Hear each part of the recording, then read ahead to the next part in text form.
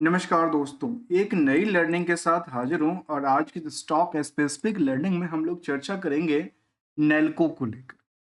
Nelco aluminium industries में एक बड़ी कंपनी है, सरकार की कंपनी रही है और इस कंपनी का मार्केट एक्टिविटीज़ को समझने की कोशिश करेंगे। साथ में ये भी जानेंगे तो मार्केट में पोटेंशियल्स आने वाले समय को लेकर के बेटर है या कुछ और आंकड़ा देती है इनकी बिजनेस मॉडल से लेकर के बाकी सारी।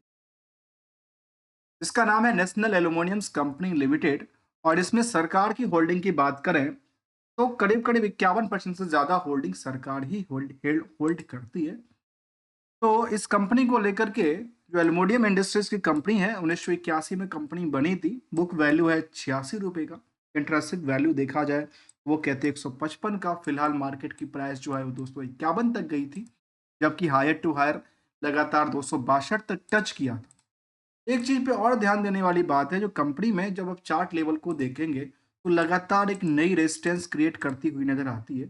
आखिर कोई ना कोई बेच रहा है, कोई ना कोई खरीद रहा है।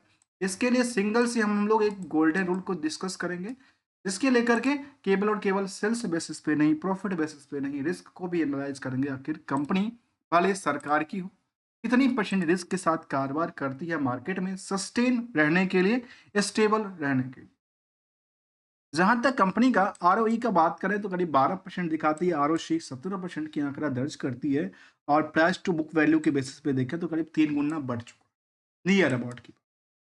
यदि क्वालिटी की बात करें तो 17 रुपये 20 पैसे की क्वालिटी है इस कंपनी का। और इंडस्ट्रियल की कंपेरिजन टू द कंपनी को कंपेयर करें तो आज भी ये अंडर वैल्यूड के अंदर आती है, अर्थात आज भी यहाँ पे पोटेंशियल और बन सकती है from the part of the other company. यदि इसके अकॉर्डिंग इसको देखा जाए तो अभी मार्केट में 100 कितना 16x का भीड़ कहता है, लेकिन लगता है यदि यहाँ से 100% के बजाय यदि 80% भी उछाल करती है तो मार्केट शायद कहाँ पे जाके खड़ी होगी, नियरली 400 से लेकर के 500 तक के आने वाले समय में इसकी जो है वो डिस्टेंस क्रिएट हो सकती है। जहां तक प्रमोटर होल्डिंग हमने पहले देखा कि 51% के आसपास होल्ड करती है जिसमें कि सरकार है, और नियरली करीब कहती है कि 20% करीब 2.00% के आसपास की डिविडेंड ट्रैक रिकॉर्ड। कर्ज की सिचुएशन को देखें तो 0.01 का नंबर देता है और करंट रेशियो की नंबर 2.29 का नंबर। अब बात सोचने वाली बात है, मार्केट में उतार चढ़ाव के पीछे क्या वजह है। इस कंपनी का मार्केट कैप 46,000 करोड़ का है, इसमें 51% की होल्डिंग सरकार की है और जो नंबर ऑफ शेयर की बात करें तो 184 करोड़ की नंबर है। इसमें रेस्ट 49% होल्डिंग तो आम निवेशकों के पास है, जिसमें एफ आई डी आई आम निवेशक है, उसका भी लेखा जोखा देखेंगे। और एक स्पेशल रिस्क फैक्टर को हम लोग समझने की कोशिश करेंगे, जहां पे नेट इनकम मार्जिन हो, सेल्स वर्सेस डेटर्स रेशियोज हो, प्रॉफिटेबिलिटी वर्सेस डेटर्स रेशियो, उनको भी ध्यान रखने की कोशिश करेंगे। इसके लिए हमने इसका नाम दिया है रिस्क एनालिसिस। उसके बेसिस पे रिजल्ट का क्या पार्ट्स निकल के आती है, रिजल्ट के बेसिस पे जो रिटर्न कहती है, डिमांड को लेकर के स्टॉक का डिमांड क्या कहती है, कंपनी का डिमांड क्या कहती है, इन सभी पहलुओं की तरफ ध्यान दें।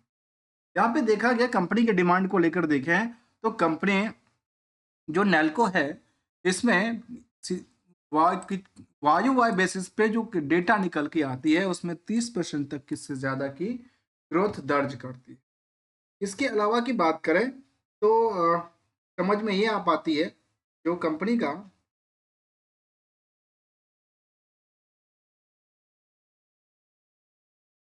ये अब बात होती है कि इसमें ऑपरेटिंग प्रॉफिट जो कि नेट इनकम के मार्जिन है वो, और जो बाकी पार्टें हैं जहाँ पे अर्निंग पर शेयर की सवाल है, तो इसको लेकर देखा जाए तो कंपनी में करीब करीब बेटर रिवार्ड उन्होंने दर्ज किया है। ऐसे नंबर की बात करें तो ओवरऑल नंबर में देखें तो कंपनी का स्टैंडअलोन डेटा हो, कंसोलिडेटेड डेटा हो, नियर अबाउट दोनों सेम की बात कहती है। 4,000 करोड़ की टर्नओवर क्रिएट करती है और इससे पहले इस तरह के हिस्टोरिकल रिकॉर्ड कभी भी जनरेट नहीं किया। अब आते हैं अगले पड़ाव की तरफ, और अगले पड़ाव कहता है कि इसमें 1,062 करोड़ के आसपास की टर्नओवर क्रिएट करती है। इसके अलावा हम लोग देखें तो समझ में आती है समझ में आती है कि कंपनी लगातार अपने हिस्टोरिकल रिकॉर्ड पे कामकाज कर रही है। ये हिस्टोरिकल रिकॉर्ड का मतलब है जो इससे पहले कंपनी ने इस तरह के टर्नओवर कभी भी प्रॉफिटेबिलिटीज क्रिएट नहीं किया। यदि ईयरली ग्रोथ की तरफ देखें तो ईयरली मूव कहता है कंपनी का 13,000 करोड़ से ज्यादा के टर्नओवर लास्ट 12 महीने के डेटा में, और इसमें 3,000 करोड़ से ज्यादा की टर्न प्रॉफिट भी बुक करती है।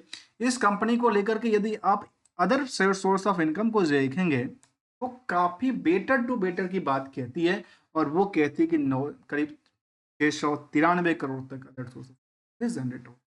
ऑपरेटिंग प्रॉफिट मार्जिन लगातार वृद्धि दर्ज करती है, और रेशियोज एनालिसिस को देखें तो कोई रिस्क बिल्कुल नहीं कहती है। कंपनी को लेकर कर्ज भी नहीं के मुताबिक कहती है, और कर्ज नहीं है तो कंपनी में जो बाकी सिस्टम्स हैं इसका लेकर के इनमें एसेट्स लगातार भरी पड़ी नजर आती है। चाहे आप फिक्स एसेट्स की तादाद को देखें, वर्किंग प्रोग्रेस को देखें, इन्वेस्टमेंट को देखें, या अदर पार्ट को देखें, तो इससे एक कंक्लूजन मिलता है जो कंपनी का ओवरऑल जो रिस्क फैक्टर था वो कहती कंपनी 22% की ओवरऑल नेट मार्जिन जनरेट कर, दूसरी तरफ 3% की ही सेल्स इनका क्या रहता है, उधार पड़ी हुई मार्केट में।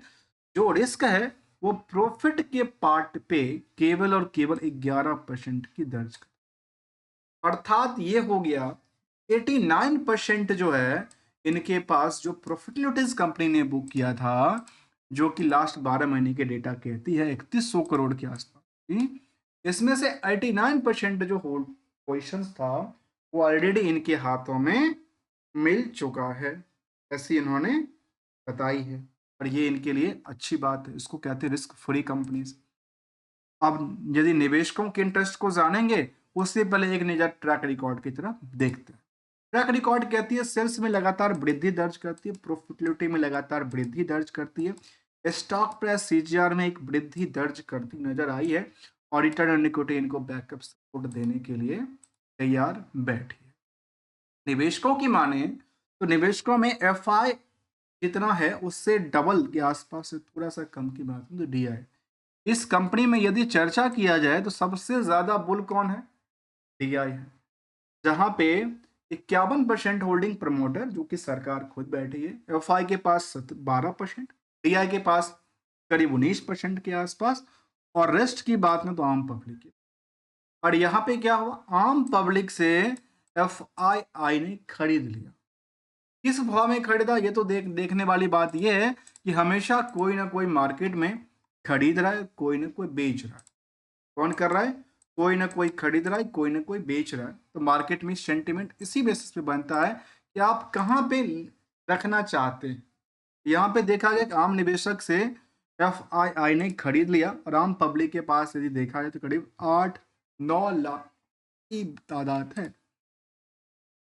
क्या है, 9 लाख की तादाद की बात किया जाता है जो कि यहाँ पे निवेशक बैठे हुए नजर आते। यदि अलग इससे अलग पहलू की तरफ ध्यान दें तो कंपनी में ऑलमोस्ट की बात करें तो कंपनी में डीआई की भूमिका में मीरा एसेट से लेकर के जो नाम शामिल है वो एलआईसीज में, एलआईसी के अलावा यदि मीरा एसेट्स की बात करें, आईसीआईसीआई सिक्योरिटीज की बात करें, ये सभी कंपनी यहाँ पे अपनी एक बुल पोजीशन के साथ बनी हुई नजर आती है। जबकि कंपनी को देखा जाए भले ही मार्केट 2% गिरावट दर्ज करती, 4% गिरावट दर्ज करती, कोई फर्क नहीं पड़ता, क्योंकि क्षणिक भर के लिए मार्केट गिर जाए तो क्या फर्क पड़ता, मार्केट यदि गिरेगा नहीं तो दूसरे को मौका नहीं मिलेगा, दूसरे को मौका नहीं मिलेगा तो दूसरे ट्रेड कैसे करेगा। यदि इनकी डिविडेंड की पार्ट को देखें तो कंपनी 4 रुपए के आसपास डिविडेंड भी पे करती है, जो कि हर साल 2023 में कई बार डिविडेंड दिया, 2024 में करीब 3 बार डिविडेंड पे आउट किया, तो कितने हो जाते हैं, करीब 8 रुपए के आसपास डिविडेंड भी पे करती है एक साल।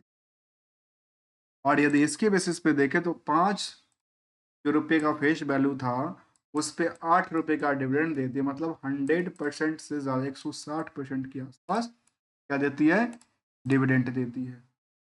ये ऐसा दर्ज करती है। इसके अलावा यदि हम उन पार्टों को जरा देखें जहां कंपनी कहती है कि स्टैंडअलोन डेटाबेस में कंपनी का टर्नओवर लगातार बढ़ी है, प्रॉफिटेबिलिटीज का पार्ट बढ़ी है, ऑपरेटिंग प्रॉफिट मार्जिन बढ़ी, नेट प्रॉफिट मार्जिन में लगातार वृद्धि दर्ज करती है। तो ओवरऑल यदि मार्केट में डिमांड को लेकर देखा जाए तो चाहे वो बीएसई कमोडिटीज हो, बीएसई मेटल्स इंडस्ट्री इंडेक्सेशन की बात करें, और बीएसई मेन सेंसेक्स की बात करें, तो निकल के आती है कि इस कंपनी में लगातार डिमांड बढ़ी है।